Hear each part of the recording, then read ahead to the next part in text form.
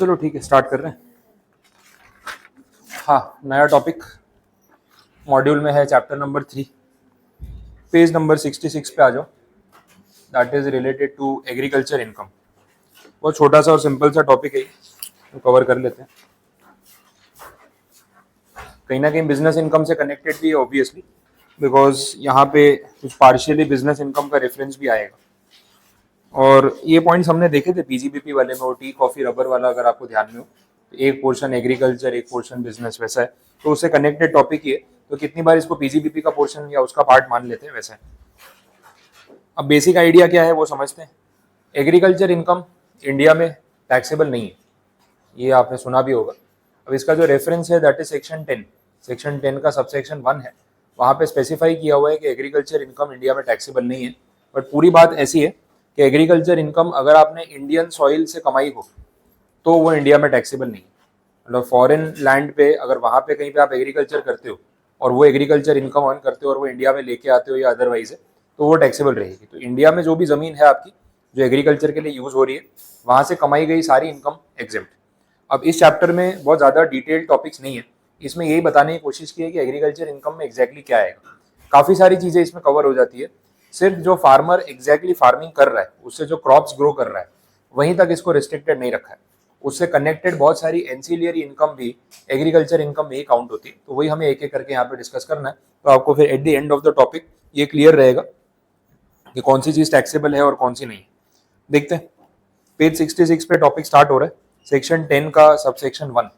इसमें बोला हुआ है what is agriculture income. Language के साथ कवर करवा देता हूँ। Section 10 subsection 1 states that agriculture income are not included in the total income of the assessee. The term agriculture income can be quite wide in its scope as under. अभी explanation पे है कि exactly है क्या। पहले ही बोलती है agriculture income total income का पार्ट होता ही नहीं। तो आप जो ग्रॉस टोटल इनकम वाला कंप्यूटेशन करते हो, एग्रीकल्चर इनकम उसमें कहीं पे भी लिखने की जरूरत नहीं। ऐसा नहीं कि पहले उसमें आपने प्लस कर दिया फिर बाद में डिडक्शन में माइनस कर दिया, ऐसा कुछ नहीं है। उसको इंक्लूड ही नहीं करना है। तो इसी को बोलते हैं section 10 income which is not a part of your total income. ये चैप्टर का नाम भी वैसे है और उसी सेंस में बात हो रही है। बोला it could take the form of rent और revenue derive from land in India. Rent भी हो सकता है, रेवेन्यू भी हो सकता है। ऐसी कोई जमीन जो इंडिया में है और एग्रीकल्चर पर्पस के लिए यूज हो रही है। ब्रैकेट में लिखा है कि if the agriculture land is situated in a foreign country the entire income would be taxable. वो मैंने आपको बताया, ठीक है। अब ये जो रेंट वाली बात हो रही है, ये किस तरीके से काम करती है। अब इसमें सपोज ऐसा है कि आपकी एग्रीकल्चर लैंड है, ऐसी ज़मीन है जो खेती के लिए एकदम प्रॉपर है और आप उस पर एग्रीकल्चर कर सकते हो। बट आपने खुद एग्रीकल्चर नहीं करना। आपने क्या किया, किसी किसान को ज़मीन किराए पे दे दी और उसको बोला भाई मुझे एक फिक्स रेंट दे देना, आप खेती करो, जो भी क्रॉप्स ग्रो करोगे आप बेचो, आप पैसे कमाओ, मुझे इस पर खुद काम नहीं करना। अब ये जो रेंटल इनकम जनरेट हुई ना, ये भी एग्रीकल्चर इनकम ही है, भले वो रेंट के फॉर्म में। अच्छा, rent in terms of money हो सकता है, rent in terms of kind हो सकता है, ये भी चलेगा। और ये रियलिटी में ट्रांजैक्शन वैसे ही होते हैं कि जो भी किसान खेती कर रहा है वो क्या बोलता है, भाई मैं जो क्रॉप्स ग्रो करूंगा ना उसका एक हिस्सा आपको दे दूंगा। ऐसी भी डील होती है, कैश कुछ नहीं दूंगा, 10%, 20%, 30% जो भी क्रॉप ग्रो होगा वो आपका। अब आप उसको कंज्यूम करो, उसको बेचो, इनकैश करो, मुझे कोई मतलब नहीं। तो कितनी बार जो जमींदार है वो अग्री कर लेता है कि ठीक है यार मेरे को क्रॉप्स दे दो, क्या फर्क पड़ेगा, मैं सेल आउट करके रिकवर कर लूंगा। तो वहां पे जो रेंट है वो कैश के बदले कैसे आ रहा है, इन काइंड। तो वो भी यहाँ पे एग्रीकल्चर इनकम ही माना जाएगा, वो आपको ध्यान रखना है। वो पैराग्राफ देख लेते हैं, देखो लैंग्वेज भी एक बार कवर कर ही लो। The amount received in money और in kind by one person from another for a right to use land is termed as rent. The rent can either be receive by the owner of the land और by the original tenant from the sub tenant. ये point भी add हो गया। Original tenant जिसने जमीन किराए पे ली है, अगर मान लो पूरी जमीन वो यूज नहीं कर रहा और उसका एक हिस्सा उसने किसी और को लेट आउट कर दिया कि भाई इस पे आप खेती कर लेना, तो अगर टेनेंट सब टेनेंट से अगर कुछ रेंट रिसीव कर रहा है तो वो भी उसके लिए यहाँ पे एग्रीकल्चर इनकम ही मानी जाएगी, उसको भी उसके ऊपर कोई टैक्स नहीं देना। ये नॉर्मल सिनारियो होता तो प्रॉपर्टी से आने वाला रेंट ओनर के लिए हाउस प्रॉपर्टी की इनकम होता और सब लेट आउट किया होता तो टेनेंट के लिए वो अदर सोर्सेज की इनकम होती। ये अपन पढ़ चुके हैं। लेकिन बिकॉज पर्पस एग्रीकल्चर का है तो रेंट का पूरा मीनिंग ही बदल जाता है, सब कुछ एग्रीकल्चर में चला जाएगा वैसा। तो बोला ओनरशिप इज नॉट नेसेसरी, वो पता चल ही रहा है। Thus, the rent received by the original tenant from the subtenant would also be agriculture income, subject to the other conditions mentioned above. It could take the form of income through agricultural cultivation to render the produce fit for being taken into the market for sale. यहाँ पे बात हो रही है basic operations और subsequent operations की जो agriculture produce पे लगाए जाते हैं. जैसे फॉर एग्जांपल आप इसमें बहुत सारे प्रोडक्ट्स कंसिडर कर सकते हो. एग्रीकल्चर फार्मिंग में जो प्रोड्यूस या क्रॉप्स या वेजिटेबल्स क्रिएट होते हैं उनको बोलते हैं प्राइमरी प्रोड्यूस. जैसे पोटैटोज की बात कर लो. अब पोटैटोज जो है वो ज़मीन के नीचे ग्रो होने वाली चीज़ है. कैरेट है, रेडिश है, ठीक है, ये सब में भी यही सिचुएशन रहती है. अब गाजर अगर आपने कभी निकालते हुए देखे हो, जो खेती की है ना, ज़मीन में से एक्सट्रैक्ट करते हैं, वो पूरे कीचड़ वाले मिट्टी वाले होते हैं. ठीक है, वो आप दिखेंगे भी नहीं कि ये गाजर है. उसके बाद उसके ऊपर पूरा पानी से उसको वॉश करते हैं, एकदम हाई प्रेशर वाले पानी से उसको वॉश किया जाता है, क्लीन किया जाता है. तब जाके वो सारी जब मिट्टी उतरती है ना, तो फिर वो आपको रेड कलर में दिखेंगे, जो उसका ओरिजिनल कलर है वैसा है. सेम चीज़ पोटैटोज में भी होती है. पोटैटोज को ग्रो करके जब एक्सट्रैक्ट करते हैं तो उसको पूरा वॉशिंग क्लीनिंग करना पड़ता है. अब ये सारा जो प्रोसेस है वो फार्मर खुद करेगा ऐसा ज़रूरी नहीं है, क्योंकि उसके लिए इक्विपमेंट चाहिए, हाई प्रेशर पंप और ये सब चाहिए.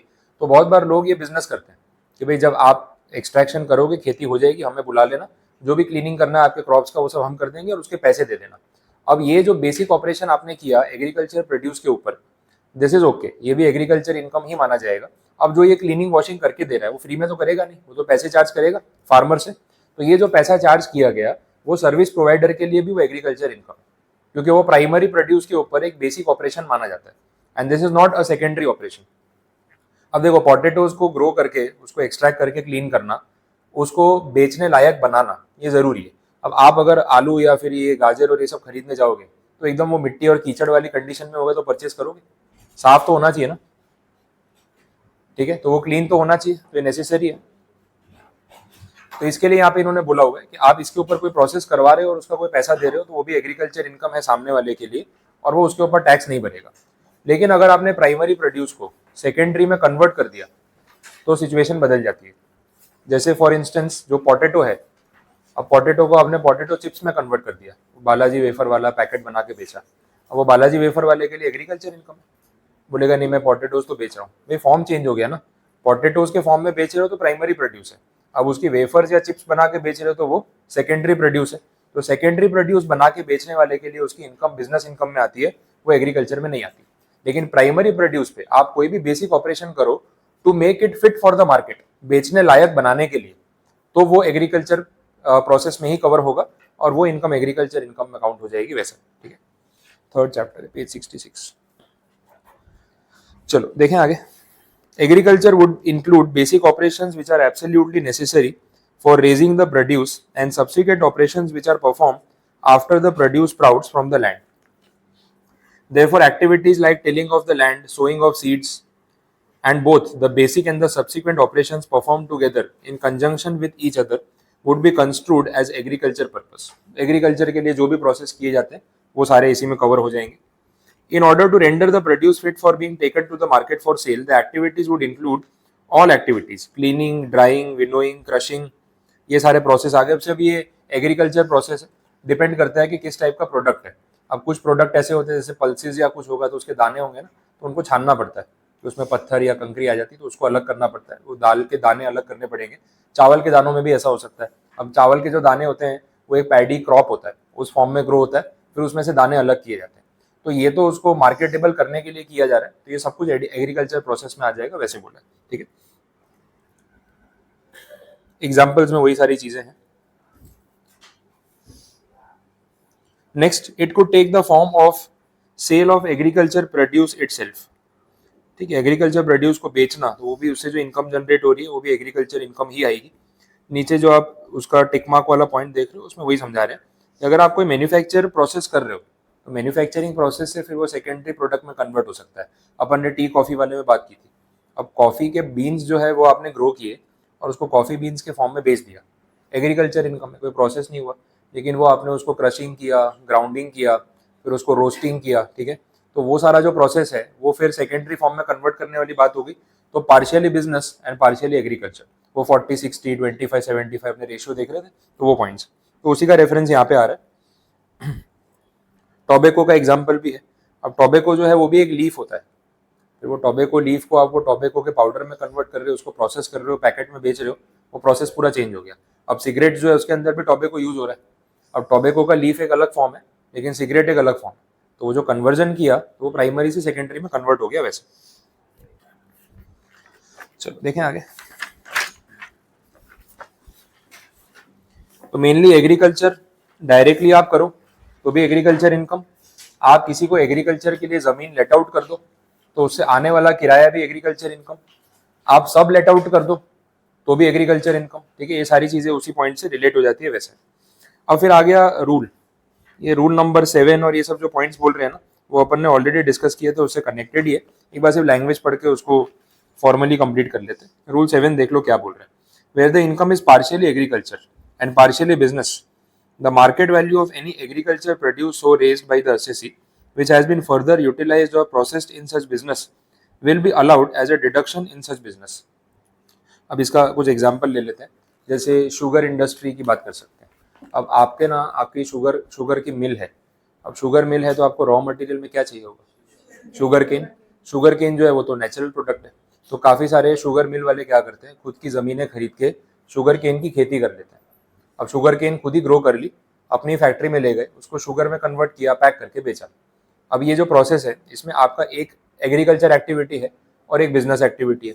तो यहाँ पे जो शुगर मिल है उसकी जो अकाउंटिंग होगी उसमें उनको शुगर केन का कोई एक्सपेंस क्लेम करने को मिलेगा या नहीं मिलेगा, वो तो खर्चा ही है ना। अब वो कैसे काउंट होगा, तो बोला जितनी शुगर केन उन्होंने ग्रो की जो उसको फैक्ट्री में यूज कर रहे हैं, इसको बोलते हैं कैप्टिव कंजम्पशन। खुद ही कोई चीज ग्रो करना या मैन्युफैक्चर करना और अपने ही प्रोसेस में यूटिलाइज कर लेना, मार्केट में ना बेचना, इसको बोलते हैं कैप्टिव कंजम्पशन, खुद ही कंज्यूम कर लेना।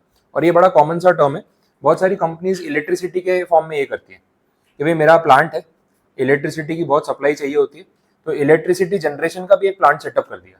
उस प्लांट से जितनी बिजली जनरेट होगी वो सारी मेरी फैक्ट्री में ही जाती है, हम बाहर नहीं बेचते। तो इसको क्या बोलेंगे, this is called captive consumption. तो यहाँ पे ऐसा बोला गया है कि अगर आप वो शुगर केन अपनी ही फैक्ट्री में यूज कर रहे हो तो शुगर केन की जो फेयर मार्केट वैल्यू होगी वो आपकी कॉस्ट है, क्योंकि बाहर से भी खरीदते तो उतना पैसा तो आपको देना ही पड़ता ना। तो आपकी बिजनेस इनकम के सामने उतना डिडक्शन आप ले सकते हो। एग्रीकल्चर इनकम तो एग्जेम्प्ट ही है, शुगर केन ग्रो करना उसमें तो कोई टैक्स लगेगा नहीं। लेकिन शुगर मिल में जितनी शुगर केन यूज करोगे, अगर वो आपने बाहर से नहीं खरीदी और खुद ही ग्रो की, तो उसकी कॉस्ट नहीं, उसकी मार्केट वैल्यू का आपको डिडक्शन मिलेगा। और दिस इज फेयर। सिर्फ कॉस्ट का डिडक्शन देते ना तो आपका नुकसान होता, क्योंकि यही शुगर केन अगर बाहर से खरीदते तो कॉस्ट पे थोड़ी मिलती, वो तो आपको मार्केट प्राइस में मिलती। तो मार्केट प्राइस का डिडक्शन आप क्लेम कर सकते हो, ये क्लैरिफाई किया है इन्होंने यहाँ पे रूल 7 में। नीचे इसकी पॉसिबिलिटी समझाई हुई है मार्केट वैल्यू डिटरमाइन करने के लिए। पहला, the agriculture produce is capable of being sold in the market either in its raw stage और after application of any ordinary process to make it fit to be taken to the market. In such a case, the value calculated at the average price at which it has been sold during the relevant previous year will be the market value. It is possible that the agriculture produce is not capable of being ordinarily sold in the market in its raw form or after application of ordinary process. In such case, the market value will be the total of the following: expenses of cultivation, land revenue or rent paid, and such amount as the assessing officer finds having regard to the circumstances in each case to represent a reasonable profit. तो दो तरीके हैं, या तो market में बिकने वाला कोई भाव पता हो कि इस भाव पे बिकता है, और अगर ऐसा नहीं है तो फिर क्या करेंगे, सारा कॉस्टिंग निकालो, एक रीजनेबल प्रॉफिट ऐड करो और मार्केट प्राइस कितनी होनी चाहिए वो कंसिडर कर लो। तो जो प्रोडक्ट रॉ फॉर्म में मार्केट में बिकता है उसका मार्केट प्राइस यूज कर लो, जो नहीं बिकता है या प्राइस अवेलेबल नहीं है तो कॉस्ट प्लस प्रॉफिट करके निकाल लो। ये अपन जीएसटी में भी करते थे, valuation 10% reasonable margin markup price, वो वाली कंडीशन है, कुछ वैसे ही है जैसे वैल्यूएशन रूल्स में किया था। तो ये तो कॉमन सेंस वाली बात होगी कि ऑब्वियसली यही होना चाहिए। ठीक है, आगे देखते हैं, फिर इस पे इलस्ट्रेशन है वो भी सॉल्व करेंगे, पहले बाकी के रूल्स देख लो आप। इसके बाद जो रूल है वो रबर वाला, वो अपन ने पढ़ लिया था, 7A वाला सेम रूल है, खाली लिखा है कि बिजनेस इनकम कितनी मानी जाएगी और एग्रीकल्चर इनकम कितनी, 35 बिजनेस 65 एग्रीकल्चर। फिर 7B आ गया, ये कॉफी वाला, उसमें वो दो ऑप्शंस थे, grown and cured, roasted, grounded. ठीक है, तो ज्यादा प्रोसेस किया होगा तो बिजनेस कंपोनेंट बढ़ जाएगा, वैसा रहेगा, और कम प्रोसेस किया होगा तो बिजनेस कंपोनेंट कम और एग्रीकल्चर ज्यादा। ये लॉजिक से अपन ने रेट्स याद किए थे। फिर टी मैन्युफैक्चरिंग वाला है, उसमें भी वही था, टी गार्डन्स खुद के ही आपने सेटअप कर लिए, तो टी प्लांटेशन कर लिया। ये सारी चीजें देखो लास्ट में फिर से टेबल में समराइज करके दे रखी है, तो वहीं से आपके लिए ईजी हो जाएगा उसको एग्जाम के पॉइंट से रिलेट करना। नेक्स्ट देखो, अगला पॉइंट है इसमें इनकम फ्रॉम फार्म बिल्डिंग। अब ये फार्म बिल्डिंग वाली क्या सिचुएशन है वो समझ लो। एग्रीकल्चर में बड़ी कॉमन सी चीज है, देखो आपका कोई एग्रीकल्चर प्लॉट है, ये पूरा प्लॉट के ऊपर सारा खेती का काम हो रहा है, एग्रीकल्चर हो रहा है। अब फार्मर्स, आपने सपोज ये प्लॉट किसी को किराए पे दे दिया और आप तो रेंटल इनकम अर्न कर रहे हो, आपके लिए वो रेंटल इनकम भी एग्रीकल्चर, ये अपन ने बात कर ली। बट नॉर्मली कैसा होता है, जो फार्मिंग का प्रोसेस है ये अपना ऑफिस वर्क जैसा नहीं है कि सुबह 10 बजे गए शाम को 7 बजे बंद करके आ गए, अब कल जाके देखेंगे, ये वैसा नहीं होगा। यहाँ पे आपको 24 आवर्स रहना पड़ेगा, बिकॉज नेचुरल चीज़ है, कभी उसको पानी देना है, कभी फर्टिलाइजर देना है, कभी कुछ है, कभी कुछ क्लीनिंग करना है, और टाइम टू टाइम नहीं किया तो वो प्रोसेस जो है वो सारा बिगड़ जाएगा, वैसा है। तो फार्मर्स यूजुअली उसी प्लॉट पे रहते हैं जहाँ पे वो फार्मिंग का काम कर रहे हैं। अब जो किराए पे दे रहा है उसको भी ये बात पता है, तो वो क्या करेगा ना, उसी प्लॉट पे एक छोटे से एरिया में एक फार्म हाउस जैसा या रहने की एक जगह बना देगा, और शायद इसमें गोडाउन वाला एरिया भी होगा कि जो गुड्स निकाले जाएंगे उसको स्टोर करना हो तो कहाँ रखें। अब आप एज अ फार्मर अगर मुझसे जगह किराए पे ले रहे हो तो मैं आपको ये एरिया तो पूरा किराए पे दे ही रहा हूँ, लेकिन ये बिल्डिंग भी किराए पे दे रहा हूँ। अब पॉइंट ये है कि जो रेंट मैं आपसे चार्ज कर रहा हूँ उसमें दोनों का रेंट है, तो बिल्डिंग के लिए जो रेंट चार्ज किया उसको कहाँ पे टैक्सेबल किया जाए, क्या उसको हाउस प्रॉपर्टी में लेके जाए या उसको भी एग्रीकल्चर इनकम में गिन ले, ये एग्रीकल्चर इनकम में काउंट होगा। ये बात हाउस प्रॉपर्टी में भी हो रही थी, इनकम फ्रॉम फार्म बिल्डिंग, मैंने आपको बोला भी था कि अपना वो स्विमिंग पूल वाला फार्म हाउस नहीं है पार्टी करने वाला, ये एग्रीकल्चर फार्म की बात हो रही है, उसमें जो बिल्डिंग बनी हुई है उसकी बात हो रही है, बिल्डिंग गोडाउन स्टोरेज पर्पज के लिए रहने के लिए। तो मैंने आपसे जो भी रेंट चार्ज किया ना उसमें दोनों का रेंट है, ये वाला रेंट भी मेरे लिए एग्रीकल्चर इनकम होगा। अब ये जो बिल्डिंग है ये इस प्लॉट पे होगी तो भी चलेगा, इसके नियर बाई होगी तो भी चलेगा, इमीडिएट विसिनिटी या नियर बाई बोला गया है, तो आसपास में होगी तो भी चलेगा, तो भी मैं अगर इसका रेंट अलग से भी चार्ज कर रहा हूँ वो एग्रीकल्चर इनकम ही माना जाएगा मेरे लिए, एचपी में नहीं जाएगा। This is income from farm building, वही एक्सप्लेन किया हुआ है।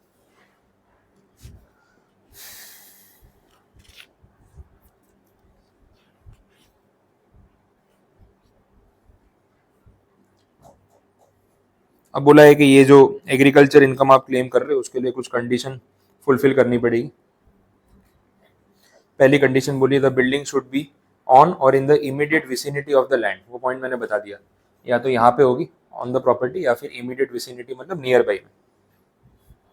And the receiver of the rent or revenue or the cultivator or receiver of rent in kind should by reason of his connection with such land require it as a dwelling house or as a storehouse, वो भी हमने देख लिया।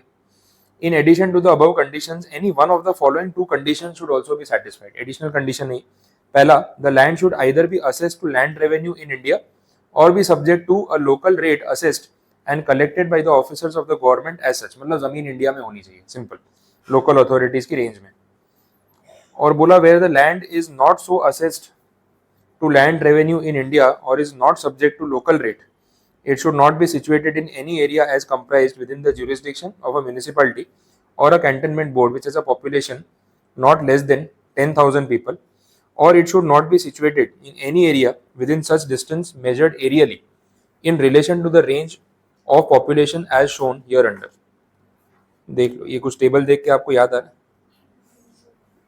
क्या condition, capital gain में देखा ना rural urban, तो यहाँ पे बोल रहे हैं कि रूरल एरिया में नहीं होनी चाहिए ना, 10,000 की पॉपुलेशन से कम हो वैसे लोकल अथॉरिटी की रेंज में प्रॉपर्टी नहीं आनी चाहिए। तो यहाँ पे किसकी बात हो रही है, अर्बन एग्रीकल्चर लैंड की। देखो रूरल वाली तो वैसे भी सब एग्जेम्प्ट ही होती है, यहाँ पे एग्जेम्पशन की बात हो रही है तो अर्बन के बारे में स्पेसिफाई करेंगे। तो ये एग्जैक्टली पूरा वही क्राइटेरिया जो आपने कैपिटल गेन के टाइम पे देखा था, अर्बन एग्रीकल्चर लैंड और रूरल लैंड, बाकी कोई फर्क नहीं है इसमें।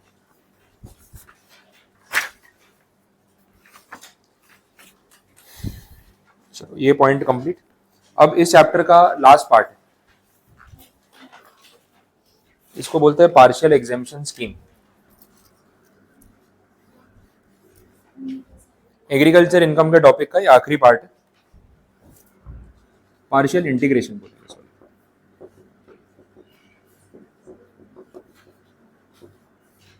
Sorry partial integration. अब यहाँ पे उन असेसीज की बात हो रही है जो एग्रीकल्चर इनकम भी अर्न करते हैं और बिजनेस इनकम भी अर्न करते हैं। अब ये एग्रीकल्चर इनकम का जो टॉपिक है ये प्रैक्टिकली बहुत लोग इसका मिसयूज करते हैं। मतलब क्या है ना, मेरी कोई एग्रीकल्चर वाली लैंड है, बहुत सारे सेलिब्रिटीज़ आप देखना अगर कभी न्यूज़ में मीडिया में आता है कि एग्रीकल्चर लैंड परचेज कर ली, इतने एकड़ ज़मीन खरीद ली, उतने एकड़ ज़मीन खरीद ली, वैसा वो लोग शो करते हैं और स्पेसिफिक एग्रीकल्चर लैंड में इन्वेस्ट करते हैं अलग अलग लोकेशंस पे इंडिया में। फिर ये लोग क्या करते हैं, देखो अब कोई बॉलीवुड सेलिब्रिटी है तो उसकी इनकम तो वैसे ही करोर्स में है। अब करोर्स में अगर इनकम है और इंडिविजुअल है तो टैक्स कितना हैवी आता है वो आपको पता है। अब वहाँ पे भी पूरा वो कच्चे पक्के का रेशियो चलता है, 50% वाइट मनी होगा, 50% कैश होगा। तो इनके पास भी ब्लैक मनी भरा पड़ा है और सारा वाइट मनी वो लेंगे भी नहीं। अब कोई एक्टर मूवी कर रहा है, कितनी बार आता है जो सीनियर एक्टर्स है, एक एक मूवी का 50 करोड़ चार्ज कर रहे हैं। अब 50 करोड़ एक मूवी का चार्ज कर रहा है एक सिंगल एक्टर, साल में ऐसी 1 या 2 मूवी कर रहा है, बाकी उसके एंडोर्समेंट्स, ब्रांड प्रमोशन, ये वो पता नहीं कितनी इनकम होगी। तो 200-300 करोड़ की इनकम पे अगर कोई इंडिविजुअल टैक्स पे करेगा स्लैब रेट से, तो कहाँ जाएगा वो? 1/3 तो गया, 30% तो टैक्स चला गया। तो 4 पिक्चर की है तो कम से कम एक तो फिर गवर्नमेंट के लिए करनी पड़ी, वैसा हो गया, क्योंकि उतनी इनकम पे तो टैक्स वही ले जाएंगे। तो 200 करोड़ पे 30% गिन लो, 50-60 करोड़ रुपए टैक्स देना पड़ेगा। तो इतना कौन पे करेगा? तो वो लोग क्या है ना, इनकम डाइवर्ट करने के तरीके ढूंढते हैं। अब एग्रीकल्चर इनकम दिखानी है तो एग्रीकल्चर वाली लैंड परचेज कर ली, फिर क्या करेंगे, जो उनकी इनकम इस प्रोफेशन से आ रही है शो करेंगे हमने तो एग्रीकल्चर से कमाई है। वहां पे ज्यादा पोर्शन दिखा दिया या कम दिखा दिया, जितना टैक्स भरना है उस हिसाब से बजट कर लो। कौन सी सरकार जाके देख रही है कि आपकी जमीन के ऊपर कितने किलो आलू उगाए आपने, कितने गेहूं चावल, क्या ग्रो किया, कहाँ बेचा, उसका तो कोई रिकॉर्ड है ही नहीं। तो बता दो कि भाई इतने एकड़ की जमीन है, इतने एकड़ की जमीन पे इतना एग्रीकल्चर हो सकता है कैलकुलेशन के हिसाब से, तो भाई उतनी इनकम मेरी वहां से जनरेट हुई है। तो ऐसा बहुत सारे सेलिब्रिटीज क्लेम करते हैं, इवन मिनिस्टर्स भी क्लेम करते हैं। एक कांग्रेस के मिनिस्टर है पी चिदम्बरम, इंडिया के पहले फाइनेंस मिनिस्टर रह चुके हैं, अभी भी एक्टिव पॉलिटिशियन है। उन्होंने अपने रिटर्न में एक बार शो किया था 7 करोड़ रुपए एग्रीकल्चर इनकम, कॉलीफ्लावर की खेती। और कहाँ पे की थी पता है? अपने बंगलों की बालकनी में। समझ आ रहा है? अब सोचो कितनी बड़ी बालकनी होगी कि 7 करोड़ की गोभी उगा ली और इतने पैसे कमा लिए। ऐसा ऐसा क्लेम करते हैं। अमिताभ बच्चन ने क्लेम किया हुआ है, बोले मैं किसान हूँ, एग्रीकल्चर इनकम है मेरी। अब इतनी इनकम आ रही है, यूपी में काफी जगह पे उन्होंने लैंड परचेज कर रखी है जो फार्मिंग वाली लैंड है। तो सारी जो यहाँ से इनकम आती है वो शो कर देते हैं कि एग्रीकल्चर पर्पज से कमाइए। अब अगर ऐसा अलाउ कर दिया कि भाई ठीक है, जितनी एग्रीकल्चर इनकम है वो तो पूरी एग्जेम्प्ट हो गई, not a part of total income, बाकी की जो इनकम है उस पर टैक्स पे कर दो, फिर हर कोई यही करेगा। जिसके पास बहुत पैसे पड़े हैं वो एग्रीकल्चर लैंड में इन्वेस्ट कर करके सारी इनकम डाइवर्ट कर देगा। इस चीज को रोकने के लिए इन्होंने स्कीम बनाई, पार्शियल इंटीग्रेशन। बोला ऐसे नहीं होगा इसमें टैक्सेबिलिटी कि एग्रीकल्चर वाली भूल जाओ, बिजनेस वाली सारी टैक्सेबल कर दो। अगर आपकी एग्रीकल्चर और बिजनेस दोनों इनकम है तो हमने एक फॉर्मूला बनाया है जिसके बेसिस पे आपको एग्जेम्पशन मिलेगा एग्रीकल्चर इनकम पे। डायरेक्टली नहीं मिलेगा कि सीधा उसको टोटल इनकम का पार्ट नहीं बनाएंगे, दूसरे तरीके से एग्जेम्पशन देंगे। अब ये जब घुमा फिरा के एग्जेम्पशन देंगे ना तो कुछ पोर्शन आपका टैक्सेबल हो जाएगा। तो एग्रीकल्चर इनकम भी यहाँ पे टैक्सेबल हो जाएगी। ये कैलकुलेशन से आपको समझ में आ जाएगा, देख लो कैसे। कंडीशन क्या रखी है, किसके ऊपर ये स्कीम एप्लीकेबल है? Individuals, HUF, AOP, BOI, artificial juridical person. पहले तो ये बोल दिया। अब बोला बाकी कंडीशंस में ऐसा है कि आपकी नेट एग्रीकल्चर इनकम जो पूरे साल की है, एग्रीकल्चर पोर्शन, अगर वो 5,000 रुपए से ज्यादा है तो आप इस स्कीम में कवर हो जाओगे। 5,000 रुपए तो बहुत छोटा अमाउंट हो गया ना, पूरे साल की एग्रीकल्चर इनकम बोली 5,000 पर एनम। दूसरा बोला जो आपकी नॉन एग्रीकल्चर इनकम मतलब टैक्सेबल वाली, that is higher than the maximum amount not chargeable to tax. इसका मतलब बेसिक एग्जेम्पशन लिमिट। तो बहुत माइनर कंडीशंस रखी है, कवर हो ही जाओगे आप। एग्रीकल्चर इनकम आपकी 5,000 रुपए से ज्यादा है पूरे साल की, और आपकी other income non agriculture 2.5 lakh रुपए से ज्यादा है पूरे साल की। अगर ये दोनों कंडीशन आप फुलफिल कर रहे हो तो आप इस स्कीम में कवर हो गए। अब इसमें सेलिब्रिटी और पॉलिटिशियन कहाँ बचेंगे? 7 करोड़ की सब्जी तो आप बालकनी में उगा रहे हो, ठीक है। फिर उसके बाद आपकी बाकी इनकम भी होगी जो एज एन एमपी एमएलए आपको मिलती होगी, वो अलग से। तो ये सारी जो इनकम है वो मिला के ये दोनों कंडीशन तो फुलफिल हो ही रही है। अब अगर ये कंडीशन में आप आ गए हो तो आपको टैक्स एग्जेम्पशन कैसे मिलेगा, वो फॉर्मूला उन्होंने नीचे बॉक्स में बताया हुआ है। आपको 2 तरीके से कैलकुलेशन करना है, वो देख लेते हैं। फर्स्ट जो बॉक्स है उसमें बोला है compute the tax liability on non agriculture income and net agriculture income combined. इसमें कुछ अमाउंट अपने को अज्यूम करना पड़ेगा। सपोज आपकी जो एग्रीकल्चर इनकम है वो है 6 लाख रुपीज, और जो नॉन एग्रीकल्चर इनकम है वो है 3 लाख रुपीज। तो फर्स्ट स्टेप में उन्होंने ऐसा बोला कि इन दोनों को प्लस करो, agriculture plus non agriculture, total कितना हो गया? 9 लाख हो गया। 9 लाख के ऊपर टैक्स लायबिलिटी कैलकुलेट करो, ठीक है, एज पर स्लैब रेट। नया फॉर्मूला है कुछ। आप बोले सर ये क्यों कर रहे हैं? भाई पार्शियल इंटीग्रेशन स्कीम काम ही ऐसे करती है, उन्होंने जैसे फ्रेम किया वैसे देखना पड़ेगा। तो जो फर्स्ट पार्ट है अपना ए पार्ट जो उन्होंने बोला, उसमें आपको ये करना है, आपकी एग्रीकल्चर और नॉन एग्रीकल्चर दोनों टाइप की इनकम को प्लस कर दो, इसके ऊपर स्लैब रेट लगा के आपकी टैक्स लायबिलिटी निकाल लो। ये जो टैक्स लायबिलिटी आएगी ये एक अमाउंट है जिसको आगे यूज करेंगे। दूसरा जो बी पॉइंट बोला है उसमें ऐसा बोला आपकी एग्रीकल्चर इनकम और बेसिक एग्जेम्पशन लिमिट जो आप पे एप्लीकेबल है वो दोनों को प्लस कर दो। अब इसको ना अमाउंट अभी अपन ने कुछ कैलकुलेशन किया नहीं, थोड़ा चेंज कर देता हूँ तो सिमिलर हो जाएगा। इसको 4 लाख रुपीज़ कर रहा हूँ, इसको 7 लाख कर रहा हूँ, इसको 11 कर देते हैं, नंबर्स पे सेम दिखेंगे तो कन्फ्यूजन होगा। इसमें आपकी एग्रीकल्चर इनकम कितनी, 4 लाख रुपए, वो तो सेम ही रहने वाली है। बेसिक एग्जेम्पशन लिमिट डिपेंड करता है कि आपका एज ग्रुप क्या है उसके ऊपर, ठीक है। अपने नॉर्मल एज ग्रुप मान लेते हैं, 2.5 लाख वाली बेसिक एग्जेम्पशन कितना हो गया, 6.5 हो। अब इसके ऊपर भी तो स्लैब रेट लगा के टैक्स लायबिलिटी कैलकुलेट हो सकती है, तो इसके ऊपर जो भी टैक्स लायबिलिटी आएगी उसको बोलेंगे अमाउंट बी। ये फॉर्मूला दिया है इन्होंने, पहला फॉर्मूला का पहला step, agriculture plus non agriculture income करो, उस पर टैक्स गिन लो स्लैब रेट से, फिर एग्रीकल्चर इनकम और बेसिक एग्जेम्पशन लिमिट इन दोनों को प्लस करो, इस पे स्लैब रेट से टैक्स गिन लो। देखो ये दोनों इनकम वैसे एग्जेम्प्ट होती है, समझ आ रहा है। तो यहाँ पे टैक्सेबल नॉन टैक्सेबल दोनों प्लस कर दी, यहाँ पे सारी एग्जेम्प्ट वाली प्लस कर दी। अब इसमें भी कुछ टैक्स लायबिलिटी आई होगी, इसमें भी कुछ लायबिलिटी आई होगी। नेक्स्ट स्टेप में बोला है इन दोनों का डिफरेंस निकालो,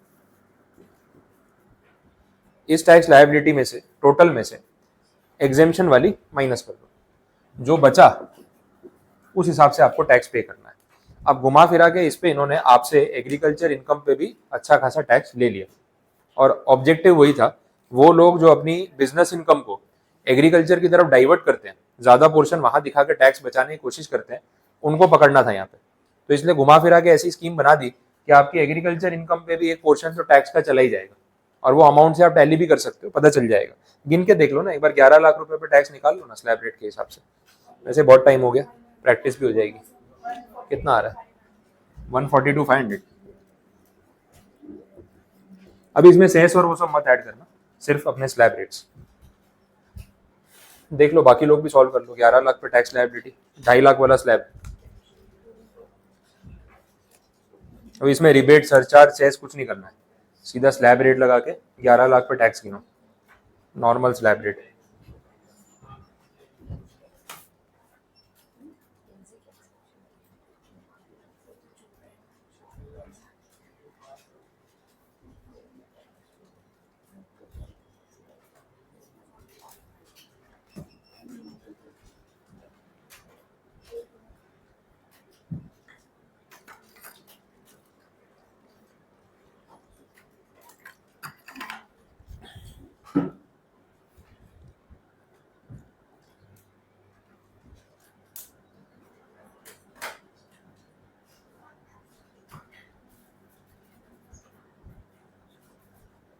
बोलो क्या हुआ, 11 लाख पे आया,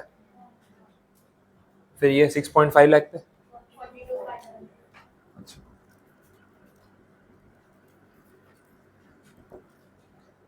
अब इनके फॉर्मूला के हिसाब से तो इसका डिफरेंस निकालना पड़ेगा, ए माइनस बी। तो आपकी टैक्स लायबिलिटी कितनी आ रही है, 1 लाख रुपए, फिर उसके ऊपर वो अपना हेल्थ एंड एजुकेशन सेस वो सब लगा लेंगे। बट ये सब नहीं करते अगर, और सीधा सीधा एग्रीकल्चर इनकम को बाहर ही निकाल देते कि तो टोटल इनकम का पार्ट है ही नहीं, तो सिनारियो क्या होता, टैक्स लायबिलिटी कितनी होती वो समझो। ये था ना एक्चुअल डेटा, तो एग्रीकल्चर इनकम तो एक्चुअली इंक्लूड होनी नहीं चाहिए, टैक्स सिर्फ इसके ऊपर लगना चाहिए। अब अगर यही आपकी इनकम मान लेते 7 लाख रुपीज और इसके ऊपर स्लैब रेट लगाते, तो टैक्स लायबिलिटी कितनी आती, 52,500। ठीक है, ये तो गिन सकते हो आप। अब देखो इस फॉर्मूला से टैक्स लायबिलिटी कितनी आ रही है, 1 लाख, और ये सब नहीं करते, एग्रीकल्चर को सीधा टोटल इनकम से बाहर कर देते, तो टैक्स लायबिलिटी कितनी आती, 52,500। तो दिख रहा है आपको, एग्रीकल्चर इनकम पे भी कुछ टैक्स तो उन्होंने लगा दिया, पूरा नहीं लगाया लेकिन कुछ पोर्शन तो लगा दिया, बीच का रास्ता हो गया ये, एकदम 52,500 पे भी आपको नहीं छोड़ेंगे, पूरे पे टोटल टैक्सेबिलिटी भी नहीं लगाएंगे, थोड़ा रिलीफ देंगे और बाकी का आपको पे करना पड़ेगा। तो घुमा फिरा के आपसे एग्रीकल्चर पोर्शन पे भी एक टैक्स तो उन्होंने ले लिया, और ये करना नेसेसरी भी था, क्योंकि जो टाइप के असेसी को टारगेट किया जा रहा है उनके लिए ये जरूरी है। फार्मर्स को इससे कोई फर्क पड़ता है, उनकी बाकी इनकम जो है वो बेसिक एग्जेम्पशन लिमिट से ऊपर जाती ही नहीं होगी। उनकी एग्रीकल्चर इनकम अगर साल की 10 लाख भी है तो बाकी इनकम 2.5 लाख से नीचे रखो, तो आपके ऊपर ये स्कीम एप्लीकेबल ही नहीं होगी। वैसा है, और फार्मर्स की इनकम वैसे एग्रीकल्चर से पूरी नहीं हो पा रही है, तो अदर इनकम कहाँ से लाएंगे, तो वो कैटेगरी नहीं है, इसलिए फार्मर्स को यहाँ पे कोई फर्क नहीं पड़ेगा। मेनली उनको फर्क पड़ेगा जो दोनों इनकम दिखा रहे हैं, जो बिजनेस से पैसा कमा रहे हैं और एग्रीकल्चर लैंड में इन्वेस्ट करके दिखा रहे हैं कि हमारी इनकम वहां से आ रही है। वैसा अब एक बार ये कैलकुलेशन हो गया आपका, यहाँ तक आ गए, उसके बाद फिर इस पे रिबेट जो भी है, सरचार्ज है, हेल्थ एंड एजुकेशन से ऐसे वो सब अपने लगा सकते हैं। अगर आपका ये वाला अमाउंट, ये जो आ रहा था 11 lakh rupees, agriculture plus non agriculture, अगर ये अमाउंट आपका 5 लाख रुपए से नीचे होता तो 87A के लिए आप एलिजिबल होते और वो 87A का रिबेट आपको इसमें से मिलता। वो नंबर्स पे डिपेंड करते हैं। वैसे अभी मैंने नंबर्स वैसे रखे नहीं है तो वो पॉइंट बीच में नहीं आएगा। तो कैलकुलेशन यहाँ पे कंप्लीट है। इसी तरीके से आपको गिनना है। अगर एक सम ट्राई करना है तो बेस्ट है। इसके बाद एक इलस्ट्रेशन दे रखा है, इलस्ट्रेशन नंबर 6, आप स्टार्ट करो उसको सॉल्व करना। ऐसा ही एग्जाम्पल है, जो नंबर्स डिफरेंट है, अभी ट्राई करके देख लो। इस चैप्टर में से एग्जाम में अगर कोई सम पूछना हो तो एज अ पेपर सेटर मैं पहले ये वाला प्रेफर करूंगा, ये टॉपिक। तो चांसेस रहेंगे कि ये पूछ लें, क्योंकि इसमें सारे कंसेप्ट मिक्स हो जाते हैं, तो इम्पोर्टेंट मान के चलना।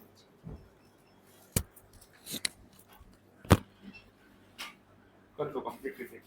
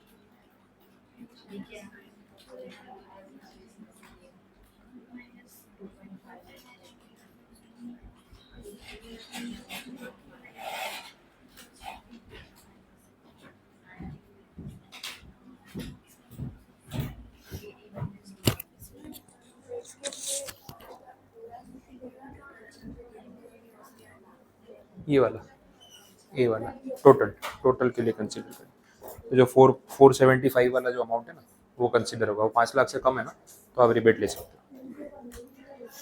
बोलो सॉल्व हुआ? समझ आ रहा है कैसे करना है? कोई कंफ्यूजन इसमें? क्लियर? कंप्लीट कर लिया? ठीक है, चलो। तो ये एक इम्पोर्टेंट टॉपिक था इस चैप्टर का जो कंप्लीट हो गया। इसके बाद जो आंसर दे रखा है ना, आंसर नहीं पूरी लिस्ट है, list of income which do not form part of total income. ये पूरा सेक्शन 10, ये पूरी एग्जेम्पशन लिस्ट है। मतलब जितने सब सेक्शन यहाँ पे दे रखे हैं ये सारे ट्रांजेक्शन्स आपके टोटल इनकम का पार्ट नहीं होते, इनके ऊपर टैक्स नहीं लगता। ये वैसी लिस्ट दी हुई है। इसमें पहला ही सब सेक्शन आपका 1 एग्रीकल्चर इनकम जिसकी बात हो रही थी, और कुछ रिलेटेड जो अपन ने कहीं पढ़े होंगे मैं एक बार बता देता हूँ, बाकी तो पूरी लिस्ट याद करने वाली है। एक देख लो 10 सबसेक्शन 2A जो थर्ड एंट्री है, share of profit received by a partner from the firm. अब ये भी एक अच्छा पॉइंट है क्योंकि अपन ने पार्टनरशिप फर्म का टॉपिक पढ़ लिया, पीजीबीपी की बात हो गई, तो ये आपको रिलेट हो जाएगा। अब पार्टनरशिप फर्म में जैसे फर्म का बुक प्रॉफिट आ रहा था 5 लाख रुपए, उसमें से पार्टनर्स रेम्यूनरेशन लेके चले गए, तो उसमें हमने 40B लगा के देखा मैक्सिमम कितना रेम्यूनरेशन लेके जा सकते हैं। तो भाई वो पहले 3 लाख के ऊपर 90% और 1,50,000 विच एवर इज हायर, बाकी अमाउंट पे 60%। तो वैसे करके आपने गिना। अब 5 लाख में से आप 3,90,000 दोनों पार्टनर्स लेके चले गए इक्वल रेशियो में, तो वो तो आपका इंडिविजुअल स्लैब रेट से टैक्सेबल होगा आपके रिटर्न में। बट जो बाकी का 1,10,000 फर्म का अमाउंट बचा, उस पर टैक्स फर्म के अकाउंट से पे होगा। 1,10,000 पे 30% वो आपने पे कर दिया। अब जो रिमेनिंग अमाउंट बचा वो फर्म के अकाउंट में है, लेकिन पैसा तो पार्टनर्स का ही है। अब वो रिमेनिंग 70% भी पार्टनर्स ने आपस में बांट लिया, पर्सनल अकाउंट में विड्रॉ करके लेके चले गए। तो क्या वो अमाउंट भी वापस पार्टनर्स के ऊपर टैक्सेबल होगा या नहीं होगा? अगर होगा तो फिर डबल टैक्सेशन हो जाएगा ना। 1,10,000 के प्रॉफिट में से पहले 30% सरकार को दे चुके हो, अब बाकी का 70% दोनों पार्टनर्स ने आधा आधा बांट लिया, फिर उनके ऊपर वो अमाउंट टैक्सेबल हो गया। तो एक अमाउंट पे दो लोग थोड़ी ना टैक्स पे करेंगे। तो वो एग्जेम्पशन यहाँ पे लिखा है 10(2)A में। तो 2A ऐसा बोल रहा है कि जो फर्म का प्रॉफिट है जिसपे फर्म ने टैक्स भरा है, अगर वो प्रॉफिट पार्टनर्स में बटता है तो पार्टनर्स के ऊपर उस अमाउंट को लेकर टैक्सेबिलिटी नहीं आएगी। जो पार्टनर रेम्यूनरेशन के नाम पे पैसा लेके गए उस पे पार्टनर्स टैक्स पे करेंगे क्योंकि उस पे फर्म नहीं पे कर रही। तो कोई भी एक पार्टी टैक्स पे करेगी, दोनों पेमेंट नहीं करेंगे किसी एक अमाउंट के ऊपर। ये क्लैरिटी यहाँ से आपको मिल जाएगी। अब बीच में सबसेक्शन 2 में सेम बात HUF को लेके है। HUF की इनकम पे जहाँ HUF ने टैक्स भर दिया है, अब वो अमाउंट अगर मेंबर्स में बटता है तो मेंबर वापस उस पर टैक्स नहीं देंगे, कॉमन सेंस वाली बात होगी। तो ये एग्जेम्पशन यहाँ रखा हुआ है। ऐसी बहुत सारी इनकम की लिस्ट है। अब ऐसा भी नहीं है कि इसमें से क्वेश्चन नहीं बन सकता, बट पॉइंट ये है कि आपको लर्न करना पड़ेगा। अगर आ गया क्वेश्चन तो आपको ये लिस्ट पता होनी चाहिए कि भाई हाँ इसमें से ये पॉइंट है। और भी कुछ ऐसे सेक्शंस हैं जो हमने कहीं पढ़े होंगे, मैं एक बार लिस्ट देख रहा हूँ। एक देख लो 19A वाला सबसेक्शन है, जो कहीं ना कहीं पढ़े हुए हैं वो याद करा देता हूँ, तो एटलीस्ट आपको आइडिया आ जाए कि हाँ भाई यहाँ पे क्या हो रहा है। 19A जो है ना वो हाउस प्रॉपर्टी में बात हो रही थी, मिला 10 का सबसेक्शन 19A पेज 75 पे। उसमें बोला है वो जो एक्स रूलर्स की फैमिली है या रूलर्स की फैमिली उनके डिसेंडेंट्स हैं जिनके पैलेसेस हैं, तो उनको अलाउ किया था कि एक हाउस के साथ आप या आपके जो भी 2 सेल्फ ऑक्यूपाइड रेसिडेंशियल हाउस के साथ एक एक्स्ट्रा पैलेस आप क्लेम कर सकते हो। तो ये वो पॉइंट है जो HP में देखा था हमने।